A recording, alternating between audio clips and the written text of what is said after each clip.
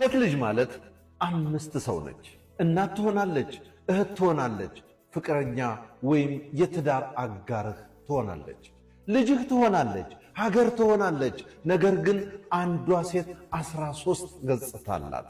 ስትመክር አባት ትመስላለች፣ ስታለቅስ እናት ትመስላለች፣ ስትደነግጥ እህት ትመስላለች፣ ስትረዳህ ወንድም ትመስላለች፣ ቤት ስታሳምር ብርሃን ትመስላለች፣ ቤት ስትቆም ምሰሶ ትመስላለች፣ ከውጭ ቆማ ስትናገር ጎረቤት ትመስላለች፣ ስትላክ ልጅ ትመስላለች፣ አብረሃት ስትተኛ ባለቤትህ ትመስላለች፣ ስታስደስትህ ፍቅረኛ ትመስላለች፣ ስትደባብስህ ዶክተር ትመስላለች፣ ፊቷን ስትመለከት መስታወት ትመስላለች፣ ልጅ ስትወልድ ወገንህና ደምህ ትሆናለች።